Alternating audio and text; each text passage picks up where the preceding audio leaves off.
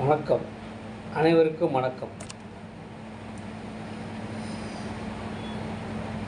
நம்ம தலைவர் தளபதி விஜய் அவர்கள் இந்த அரசியல் வந்ததுலேருந்து ஒவ்வொரு போராட்டம், ஒவ்வொரு யுத்தம், அரசியல் மாற்றம்.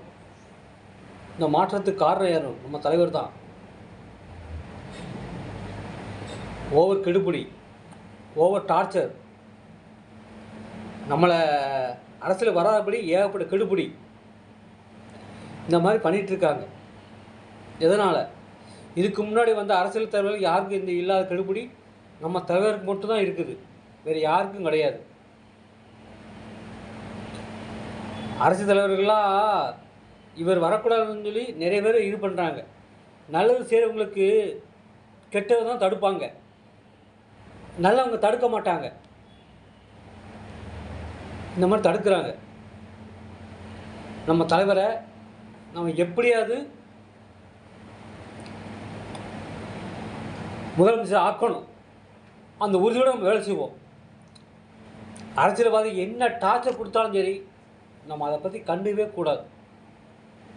அவங்க பாட பேசிட்டு போட்டோம், நம்ம பாட சைலண்டாக இருப்போம். அதான் நம்ம தலைவர் கொடுக்குற மரியாதை. நம்ம தலைவர் இவ்வளோ அமைதியாக இருக்கார், அந்த அமைதியை நம்ம காப்போம். அவர் சொல்லப்படி கேட்போம். நம்ம விஜய் சார் பயங்கரமாக போராட்டம் நடத்திட்டுருக்கார். ஆனால் அந்த போராட்டத்துக்கு மக்கள் ஒத்துழைக்கிறாங்க. ஆனால் அரசியல்வாதிகள் யாரும் ஒத்துழைக்க மாட்டேங்கிறாங்க.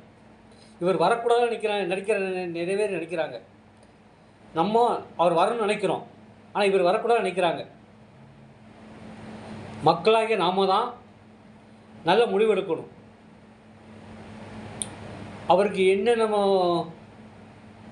டார்ச்சர் பண்ணணுமோ டார்ச்சர் பண்ணட்டும். ஆனால் நம்ம மக்கள் நம்ம ஒரு முடிவு கரெக்டான முடிவாக இருக்கணும்.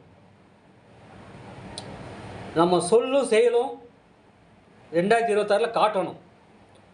அரசியல்வாதிகளின் ஒரு புதிய மாற்றத்தை கொண்டு வரணும். அதுதான் நம்ம தலைவர் செய்கிற நல்ல ஒரு இது. எப்படியாவது அவரை முதல்வர் ஆக்கணும். அது நம்ம கையில் தான் இருக்குது. மக்களாகிய நாமும் தான் ஒரு விரல் புரட்சியே கொண்டு வரணும்.